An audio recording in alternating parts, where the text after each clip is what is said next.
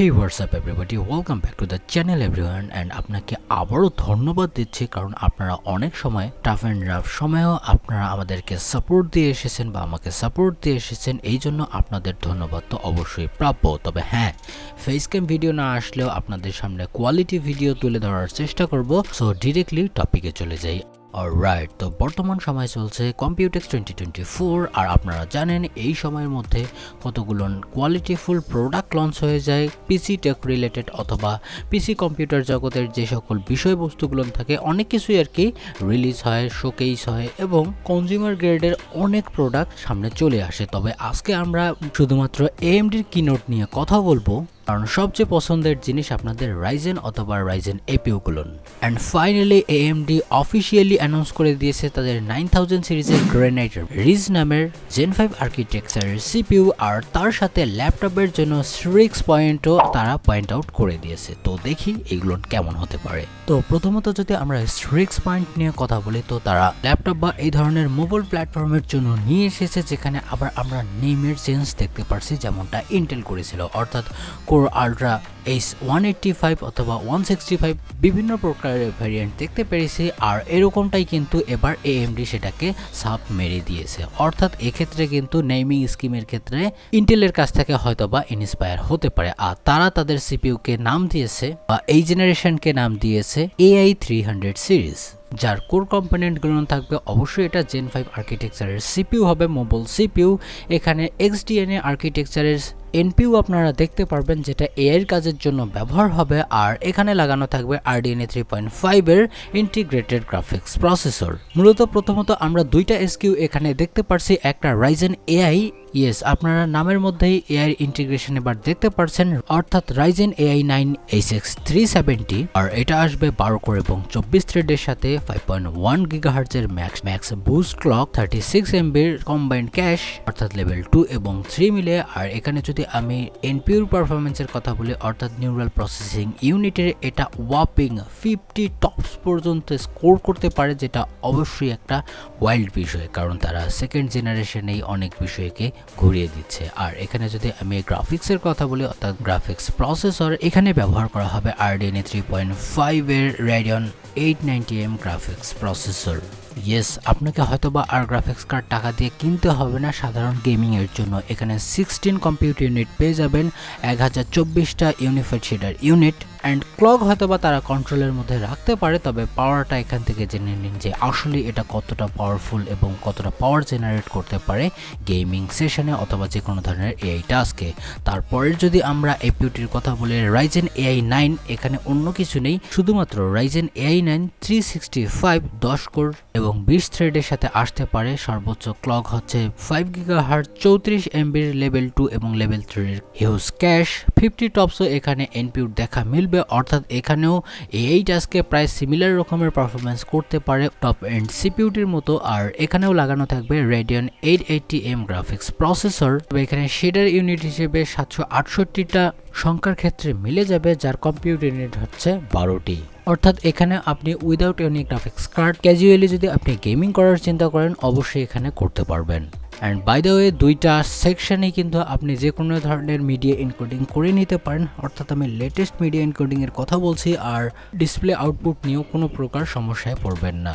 তো এখন যদি আমরা পারফরমেন্স স্লাইডের দিকে আসি তো অবশ্যই আপনাকে কোনোভাবেই বোরিং করবে না, তবে হ্যাঁ ডেস্কটপের ক্ষেত্রে একটু পরে আসছি, আপনারা একটুখানি ধৈর্য ধরুন। তো এখন ছোট্ট করে এআই বিষয়ে কিছু আপনাদেরকে বলার চেষ্টা করি। তো এই যে বিষয়টি তারা ঢাক পেটাচ্ছে, আমরা XDNA 2 আর্কিটেকচার নিয়ে এসেছি বা XDNA 2 আপনাদেরকে প্রোভাইড করছি, এটা আসলে কতটা ক্যাপেবল হয়েছে লোকাল এআইয়ের ক্ষেত্রে, অর্থাৎ আপনারা ChatGPT বা জেমিনাই অথবা বিভিন্ন প্রকারের আপনার এআই ফিচার ব্যবহার করেছেন যেগুলো ক্লাউড ওয়াইজ বা সফটওয়্যার ওয়াইজ আপনি কোনো এআই টাস্ক দিলে তারা কিন্তু করে দিত। তবে এখানে লোকালি মিন হচ্ছে যে আপনি আপনার কম্পিউটারে অনেক কাজ থেকে থাকে যেগুলো without any internet, without any other cloud facility আপনারা কিন্তু লোকালি আপনার পিসিতেই করতে পারেন এই ধরনের টাস্কগুলো। আর এগুলো তারা ক্লেম করছে XDNA 2তে প্রায় 5 টাইম এআই কম্পিউট ক্যাপাসিটিকে ইনক্রিজ করতে পেরেছে আর এফিসিয়েন্সি করেছে পাওয়ারের ক্ষেত্রে 2 গুণ, অর্থাৎ কম পাওয়ারে আপনাকে ম্যাক্সিমাম এআই টাস্ক করাতে সক্ষম। আর এটা শুধুমাত্র অ্যাপ্লিকেশন বাই অ্যাপ্লিকেশন হবে না, এটা গেমিং এর ক্ষেত্রেও কিন্তু অনেক সময় প্রযোজ্য হবে, যেটা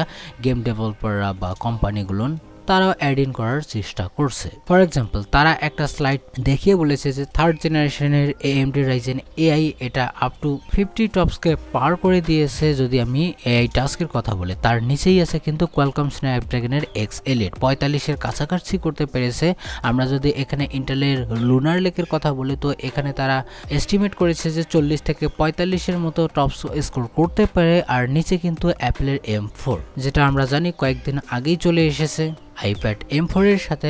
আর রাইজেনের এখানে 8000 সিরিজ করতে পেরেছে শুধুমাত্র 16, আর নিচে কোর আলট্রা সিরিজের করতে পেরেছে 11। এখানে স্লাইড যদি আপনাকে এক্সাজুরেট লেগে থাকে, কয়েকদিনের মধ্যে থার্ড পার্টি রিভিউ চলে আসবে, এটাকে আপনারা অ্যাকসেপ্ট করতেও পারেন, নাও করতে পারেন। তবে এখানে একটা মজার বিষয় হচ্ছে বা দেখার বিষয় হচ্ছে Qualcomm Snapdragon-এর মতো কোম্পানি এখানে তাদের এক্সপিরিয়েন্স নেই যে ডেস্কটপ বা উইন্ডোজ মার্কেটে কিভাবে ডমিনেট করতে হয়। তারপরেও আপনারা প্রথমবারই যে স্কোরটা দেখতে পারছেন, যেটা রাইজেনকে এত পাওয়ারফুল একটা CPU হওয়া সত্ত্বেও তার কাছাকাছি যদি পারফরমেন্স করতে পারে, আপনারাই বুঝুন যে কোয়ালকম সামনের দিকে কি করতে চলেছে। আর কোয়ালকম সম্পর্কে আরও একটা ভিডিও আসছে যেখানে আপনি অ্যাফোর্ডেবল প্রাইসে মারাত্মক লেভেলের পারফরমেন্স পাবেন উইথ কম প্রাইসে থেকে। তো সেই ভিডিওগুলো মিস করতে না চাইলে আপনি এখনই ক্লিক করে রাখুন সাবস্ক্রাইব বাটনে আর প্রেস করে রাখুন বেল আইকনেও। তারপরে যদি আমরা স্লাইডের দিকে দেখি, তো এখানে কোপাইলট প্লাস পিসিতে অর্থাৎ ইমুলেটর ছাড়াই কোয়ালকমকে অনেক জায়গায় বিট করে দিয়েছে অনেক বেঞ্চমার্কে। তবে হ্যাঁ, আপনি আবার একটা জিনিস চিন্তা করুন, কোথায় কোয়ালকম আর কোথায় AMD। আপনি কয়েক বছর সময় দিন কোয়ালকমকে, দেখুন তারা আপনাদের অবস্থা কি করতে পারে। তারা অ্যাপেলের M3 সাথেও এখানে স্লাইড শো করেছে, যেখানে 3D রেন্ডারিং এর ক্ষেত্রে 98% পর্যন্ত জাম্প করতে পেরেছে। সিনেবেন্স অবশ্যই করেছে। ভিডিও এডিটিং এ শুধুমাত্র 11%, প্রোডাক্টিভিটিতে 9%, যেটা আসলে এম্বারেসিং একটা বিষয় এক্ষেত্রেও। শুধু তাই না, আমরা যদি ইন্টেলের কোর আলট্রা 185H এর সাথেও কম্পেয়ার করি, তো সেখানে কিন্তু একটা ফেয়ার অ্যান্ড আপ তারা পারফরমেন্স করতে পেরেছে। এখানে প্রোডাক্টিভিটিতে 4% 40 করতে পেরেছে। ভিডিও এডিটিং এর ক্ষেত্রে অর্থাৎ প্রিমিয়ার প্রোর কথা বলছি, সিনেবেন্স 24 মাল্টি থ্রেডেডেও মোটামুটি 47% ইনক্রিজ করতে পেরেছে। আর 3D রেন্ডারিং এ অবশ্যই ইমপ্রেসিভ, এখানে 73% করতে পেরেছে। তবে আমরা অপেক্ষায় থাকলাম যে ইন্টেল কি জবাব দেয় কয়েকদিনের মধ্যে। এন্ড আমাদের মেইন পয়েন্ট থাকে গেমিং এ। আর গেমিং এ তারা বলছে যে আমরা লিডারশিপ করেই যাব গেমিং এর ক্ষেত্রে। এখানে এভারেজ একটা পার্সেন্টেজ দেখিয়েছে যেখানে 36 দেখতে পারছি। তবে এটা এক্সাজুরেট একটা বিষয় হয়ে থাকে, কারণ তারা ফেভারেবল কিছু গেমস নিয়ে থাকে।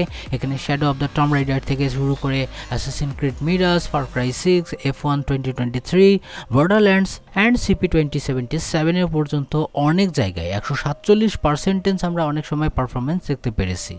তবে বলে রাখি, এখানে 147 হবে না, হয়তো বা 47 হতে পারে, 40, 38 এবং শ্যাডো অফ দ্য টম রাইডারে 28 দেখতে পারছি। অ্যান্ড অ্যাভারেজে এখানে শুধুমাত্র 36% দেখতে পারছি। তবে শুধুমাত্র এখানে আমার বললে ভুল হবে, এটা বিশাল একটা ইনক্রিমেন্ট পারফরমেন্সের ক্ষেত্রে। আপনি গ্রাফিক্স কার্ড ছাড়াই এখানে গেমিং করছেন বা করবেন। বাই দ্য ওয়ে, ভিডিওটা অনেক বড় হয়ে যাচ্ছে। এখন আমরা আসি বড় সিপিউর ক্ষেত্রে অর্থাৎ ডেস্কটপের ক্ষেত্রে। তারা রাইজেন 9000 সিরিজের গ্রেনাইট রিচ যে সিপিউ, সেইগুলো কয়েকটা স্কিউ লঞ্চ করে দিয়েছে। অর্থাৎ Gen 5 আর্কিটেকচারের সকল সিপিইউ অফিসিয়ালি এখন আমাদের চোখের সামনে। আর এখানে তারা বলেছে যে Gen 5 আর্কিটেকচার অ্যাচিভ করতে পেরেছে আগের জেনারেশনের চেয়ে প্রায় 16% IPC আপলিফট। এর আগে অনেক লিগ বা রুমারে কিন্তু আমরা অনেক কিছুই বলেছিলাম যে এটা অলমোস্ট 40% এর কাছাকাছি পারফরমেন্স ইনক্রিজ করতে পারে। তবে হ্যাঁ, এখানে একটা বিষয় ভাবার, কারণ এখানে IPC ইনক্লুডেড আছে। আমি যদি কিছু স্পেসিফিক অ্যাপ্লিকেশনের কথা বলি, হয়তো বা সেগুলো যেতে পারে। তবে হ্যাঁ, 16%ও কোনোভাবে খারাপ আমরা বলতে পারি না। প্রথমত যদি আমরা Ryzen 9 9950X এর কথা বলি, এটা অবশ্যই আসবে 16 কোর এবং 32 থ্রেডের সাথে।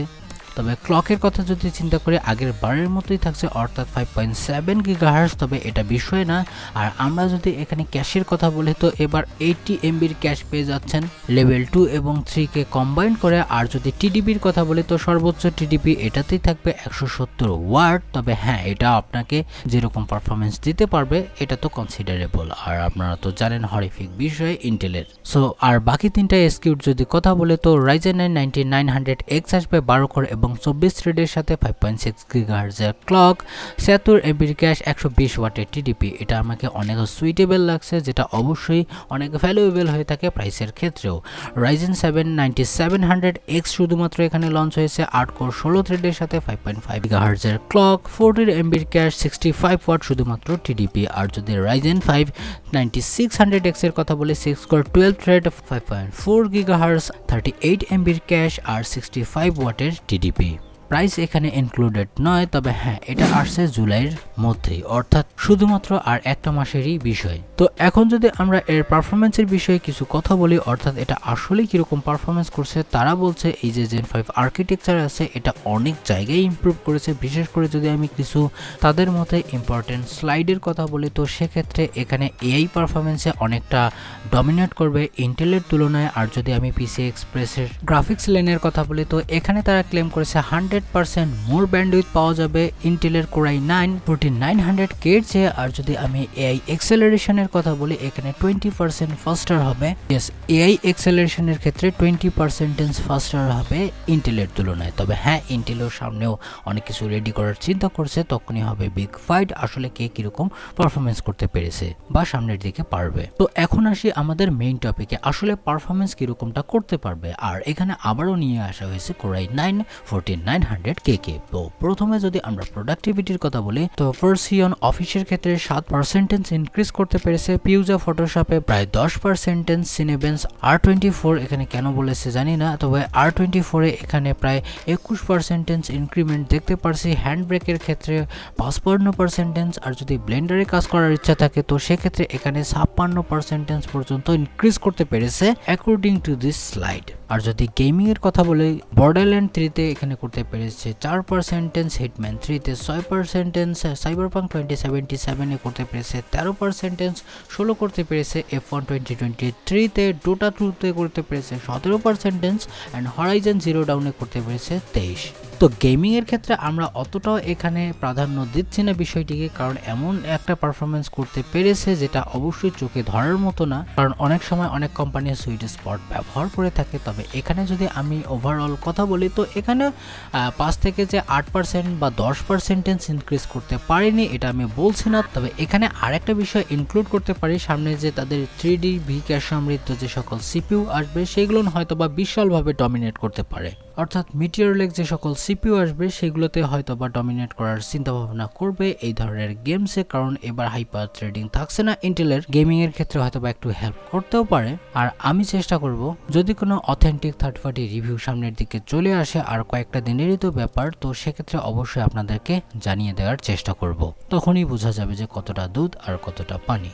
তবে AMD কে এখানে আর একটা ধন্যবাদ দেওয়া উচিত, কারণ তারা প্ল্যাটফর্মের যে ফ্লেক্সিবিলিটি এটা কতটা বাড়িয়ে দেয় আপনারা তাদের AM4 প্ল্যাটফর্ম দেখেই বলে দিতে পারেন। 2017 সাল থেকে আসছে, 2025 সাল পর্যন্ত হয়তোবা CPU লঞ্চ হতে পারে, এরকমটাই তাদের টার্গেট এই AM4 সকেটের। টানা 8 বছর যদি কনসিস্টেন্সি দিতে পারে কতটা একটা ভালো বিষয়, আপনারা এখান থেকেই আইডিয়া লাগিয়ে নিতে পারেন। আর কয়েকদিন একটা বিষয় আসছিল, AM5 সকেট বেশি দূর হয়তোবা যেতে নাও পারে, তবে হ্যাঁ 2027 সাল পর্যন্ত বা এর বেশিও যেতে পারে, এরকমটাই তারা কিন্তু লেভেল আউট করে দিয়েছে AM5 সকেটের। অর্থাৎ আপনি যদি একটা 600 সিরিজের বোর্ড নিয়ে থাকেন তো সেক্ষেত্রে আপনারা 27-28 সাল পর্যন্ত চালাতে পারবেন, এরকমটাও আশা করা যাচ্ছে বর্তমান সময়ের জন্য। তবে হ্যাঁ, এখানে আর একটা বিষয় আমরা জানতে পেরেছি, এবার তারা 7000 সিরিজের বোর্ডকে স্কিপ করে দিয়ে X870 এবং X870E মাদারবোর্ড বা এই চিপসেটের মাদারবোর্ড তারা রিলিজ করে দিবে। আর এখানে